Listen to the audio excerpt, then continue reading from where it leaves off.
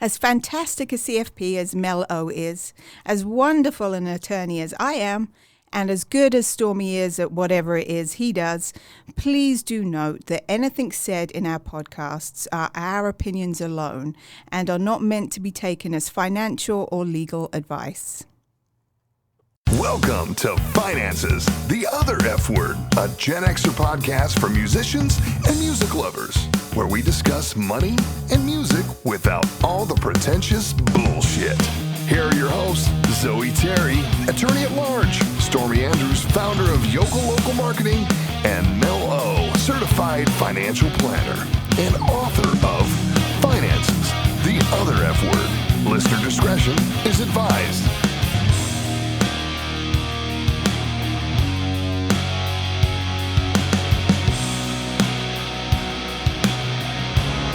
Hey guys, welcome to Finances, the Other F Word. I'm here with my co-host, Zoe.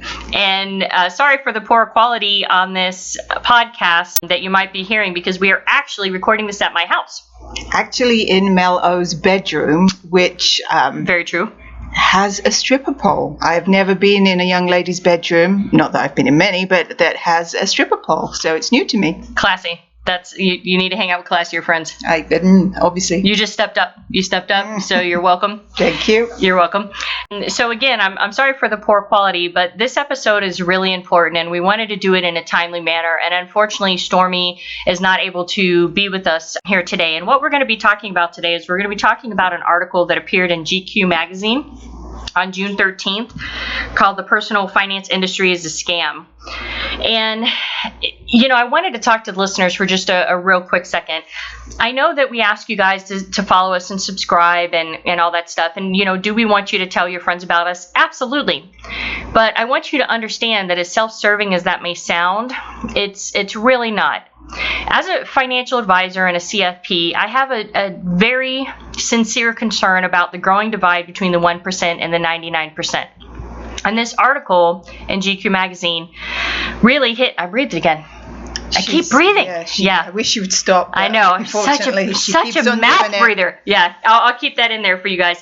But this article touched on a lot of things about the personal financial system. And there is a lot of people out there. Bill Gates, the next Bill Gates, like the song by Beyonce, Formation, where she says, "I just might be a black Bill Gates in the making." Oh, we're gonna have to listen to that after this. Okay, I don't know that one. Oh shit, we're gonna listen to it. It's such a good song. And the financial literacy in this country is total shit. And it's very important because there's a ton of people out there that have the ability that they can make money, but they need to understand basic finances. And for you to not tell people about the podcast is disappointing in the fact that this is, for me, and I'm only speaking for me, this is my way of being able to help the other 99% that a lot of this article actually addresses. And it's a free podcast. You can get it anywhere you want to listen to. We put a lot of research and time and energy into editing and putting these up and running our social media for you guys. And the reason why is because I want you to understand basic finances, because there is a ton of future Bill Gates out there, entrepreneurs out there that I honestly believe that if they just start understanding the basics of finances, stop being afraid of money, don't allow themselves to get bowled over in bullshit, I think that we can start closing the gap between the 1% and the 99%. So I know that that's kind of got on a little tangent there. Before we get started, just to set the stage for this, I am wearing right now my Rob Zombie t-shirt, and he is full Rob Zombie mode. Got at the concert. He's flipping any viewer off, which is awesome. But on the back of the shirt, it says, will you read that for me, Zoe? I certainly will. It says, "No fucks given ever." Yes. So that's going to really kind of set up the tone for this little episode that we have here. So let's go ahead real quickly and let's get into the article. First of all, I'm going to have to use a lot of allegedlys here. On the picture, it's there's a picture of Susie Orman in a coffee cup. How'd you feel about Susie Orman, Mel O? Is she your favorite person? Yeah, so this is going to be interesting on how we're not. Okay, first of all, the fucking haircut's got to go. Let's just start on that level. It's awful. She looks like Kate +8. You know who Oh, yes. Doesn't she? Yes. Yes. Only older and uglier, if that's possible. Allegedly. No, I think we can say that. We can say that? Okay, good.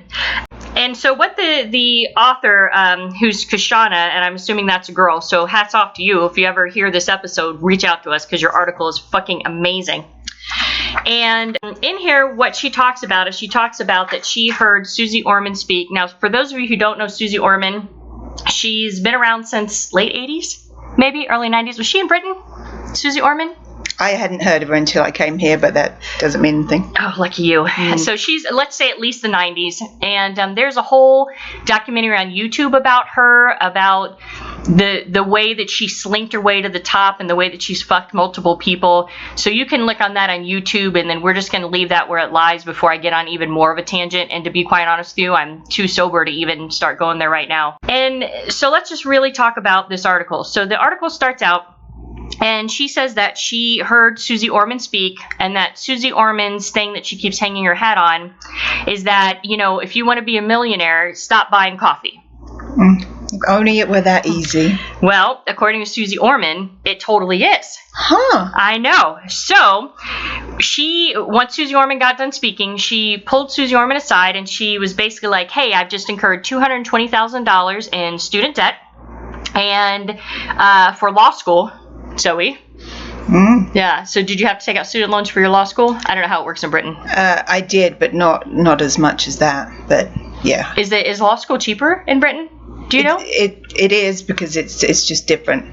We don't go to law school for as long, and it's just different. Different lawyering.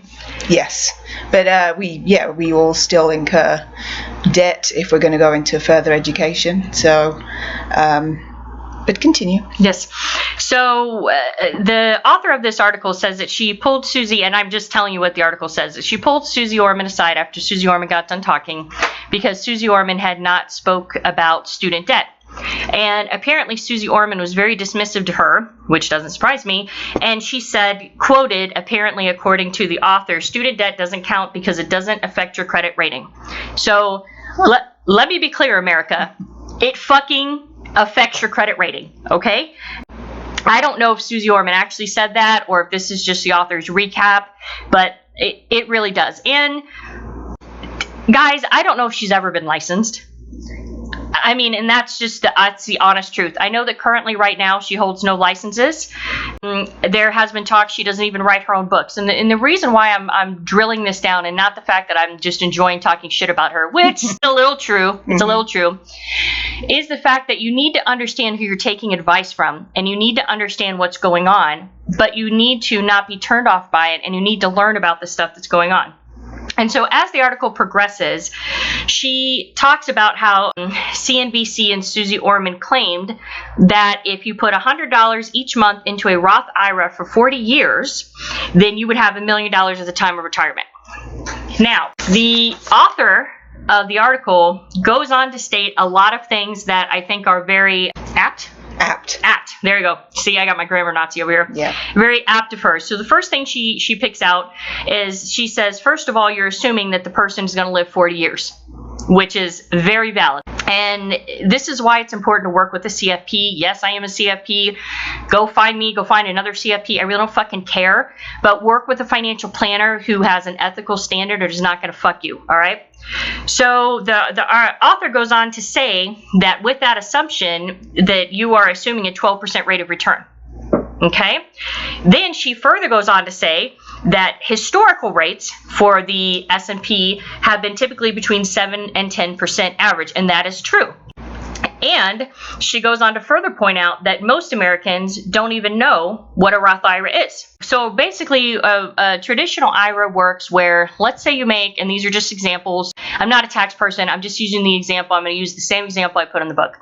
Let's assume that you make $100,000 and you put $5,000 in a traditional IRA. When you do your taxes for that year, you are going to pay taxes on $95,000 of income. Okay, so they give you a tax break at the year you contribute to your traditional IRA. Now let's assume that $5,000 over, whatever period of time grows to $10,000. and you take the money out after 59 and a half, what ends up happening is that at that time, all $10,000 is taxed you at the highest tax rate, which is ordinary income. Okay, and taxes are stair-step. We talked about this in our tax episode. Go back and see that. Okay, a Roth IRA, using the same example. Let's say you make $100,000, and there are exclusions to Roth IRAs, so talk to your tax professional. But we're just going to ignore them for the sake of this example. Let's say that you make $100,000 and you put $5,000 in a Roth IRA.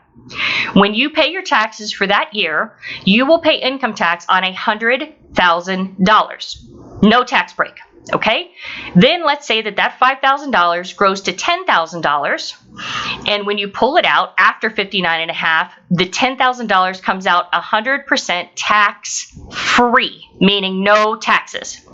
Okay? So that's how a Roth IRA works. So the author goes on to say that most Americans don't know what Roth IRAs are, but now you do, so you're ahead of the curve, and that most Americans don't have a financial advisor. And then she states, but financial advisors tend not to want to help the middle class because they don't have enough assets, let alone the 58% of Americans who are living paycheck to paycheck.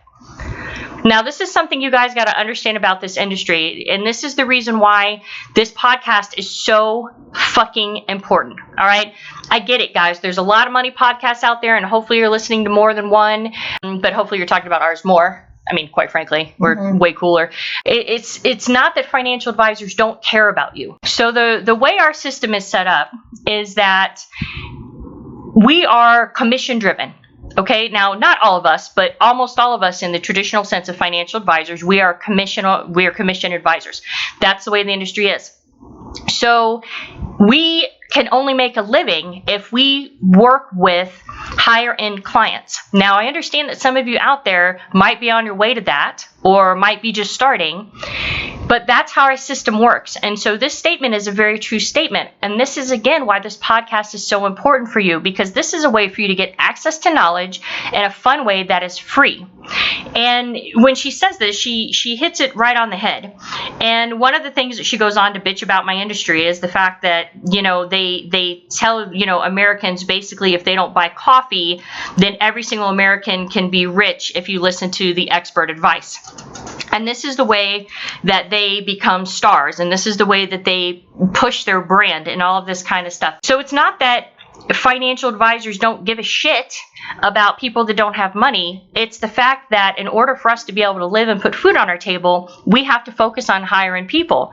But if you listen to this podcast, you do a little bit of legwork, then you can start learning about money and you can start fixing the situation. And the only way that this whole gap between the 1% and the 99% is ever going to get fixed is if people take the time to learn about financial literacy. So when I read this article, I was completely blown away. And for those of you who follow our social media, first of all, if you don't, really, what the fuck is wrong with you? Yeah. Yeah, I mean, honestly. But Zoe does an excellent job of finding daily articles on podcasts that we've done, strategies that we've spoken about, and getting those posted for you to view. So you can go to our Facebook page at Finances the Other F Word, and all the articles are there. You can follow us on Instagram at Finances the Other F Word. You can follow us on Twitter at AmCheddar. And there's tons of ways for you guys to get access to this information. Do you have to read every article? No, of course not. But the point is that by listening to this podcast and getting more accustomed to these terms, you're going to start closing the gap. And that is what my hope is for everything that we do on this podcast. And when I read this article, I was just blown away because I wanted to fucking give her a high five and buy her a whiskey. So I know that we didn't really talk about music on this episode, so I'm going to kick it over to Zoe so she can kind of round this out and maybe temper down my little pissy attitude I have, right? But no fucks given ever. Yep. That's why I got my zombie shirt on. Zoe, what do you got for us to make this fun and round this out? Well, after reading the very condescending, the article was great, but the thoughts behind it, that if only us silly poor Americans would just stop buying that Starbucks or whatever coffee it may be, we would all be millionaires, which is just so absolutely ridiculous. I thought that I would focus on the coffee. Mel and I were trying to think of any music, any songs with, first of all, with coffee in the title. That was a little bit harder. But we did come up with some, but most of them we couldn't actually sing. But some I'd heard of, including Blur's Coffee and TV. Love a bit of Blur. Yeah, we had it. Now, they were on our podcast. We talked about them and Blur's lawsuits. No, yeah, and we talked about their feud with Oasis. I think that was one. Right, and then things. Imports again. So again, They've only had one good song that I know of. Yeah, no, they've had many, but anyway. And then another one was Heavy D's Black Coffee. Black coffee, no sugar, no cream. All right. Bob Marley's One Cup of Coffee. I'm so embarrassed to admit that I actually don't know that one. No, I don't either. And then there's Frank Sinatra's The Coffee Song, which neither of us have heard of either. She's a big Sinatra I know. fan. I'm a diehard. You know what? I'm gonna have Zoe post on our social media. I actually have a purse that's a purse that is the actual album of Frank Sinatra Live at the Sands with the record on the back. It's fucking awesome. And then I have another one that's Guns N' Roses Appetite for Destruction. You can't see it, but I'm making the rock sign. I don't know why I did that. Nobody can see me, but trust me. She's making the rock sign. I'm making an epic rock sign right now. So, all right, sorry, go ahead. And then I can't believe that neither one of us, being huge Prince fans as I am, and I believe Mel O kind of likes him a bit too, he has 2 songs with coffee in the title. So first of all, I was talking to Marianne the other day, and she was telling me all of the bands that we had missed on one of our podcasts. Right. And she was saying that she was screaming at the podcast of all the bands that we had missed, and so there's probably listeners out there that know right off the bat the 2 coffee songs by Prince, and they're probably screaming at us, and they're like, idiots. So yeah, we don't know this. So what are the songs? Starfish and Coffee and Cold Coffee and Cocaine.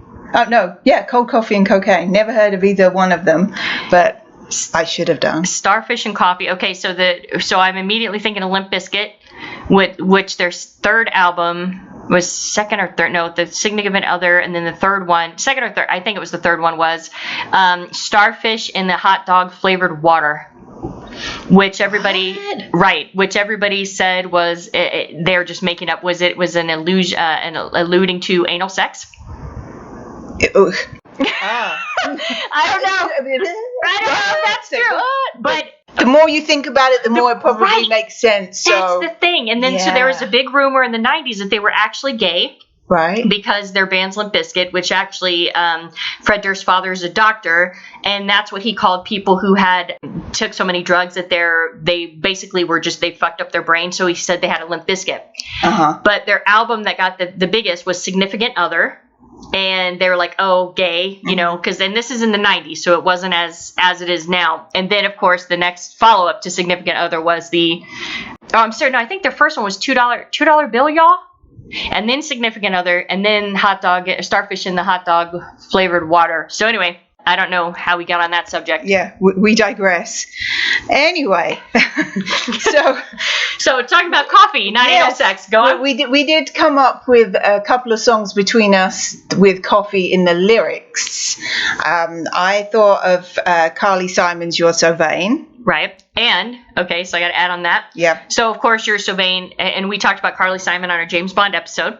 So, Carly Simon's amazing, but Janet Jackson did a remix called Son of a Gun, and in there, Carly Simon was, like, guest singing, and she guest sang the Clouds in My Coffee part on the Son of a Gun, and it's like a 7.5 minute remix, and it's on her Remixes CD. It's really fucking good, even though I wish she would have said son of a bitch, but, you know, she's classy. What did she say instead? She says son of a gun. Oh, son of a gun. Yeah, okay, but she probably has a stripper pole in her bedroom, so, yeah. And she's Janet Jackson. Who gives a crap? She can do whatever she wants to. And she has a residency coming. Yes, she does. And we are going, and we will be dancing like it's 1987.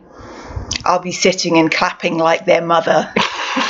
I'm going to be drunk. Fuck that. I'm going to be dancing to Janet. All right. Okay. Hang on. Then Mel O came up with Jewel, You Were Meant for Me. Apparently that has coffee in it somewhere. It does. So she's talking about, she kind of likes it in her brand new place, and she's talking about breakfast. And she cracked the egg and made a smiley face. So Jewel, she has big jugs. Does she? She does, yeah. So in her very first Are they natural? video, they're natural. Her very first video when she was in the bathroom stall, I can't remember, she was in overalls. And she was wearing just overalls and like a tank top. And my male friends almost fell out when they saw her. I mean, they're unbelievable. Like, I'm envious as fuck, I gotta be honest with you. Wow. I got my own big jugs and they're all natural too. Yeah, I got a big butt, but I don't got the jugs working. That's okay.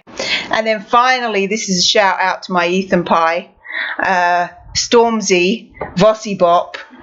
Again, I've got to give myself big props because he didn't think I'd know who Stormzy was, and he's big hot news in England right now. Anyway, his one of his tunes, Vossi Bop, has Meet Me in the Coffee Shop.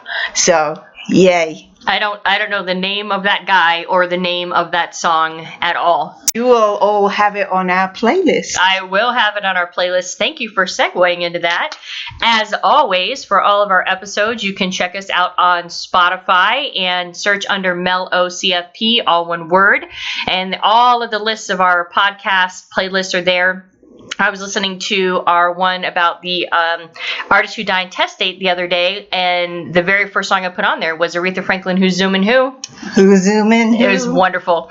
Who's licking inside my mouth right now? Sorry, that's my. It's not Mel. It's not me. I'm still talking. No, it's my dog. He's trying to make out with Zoe.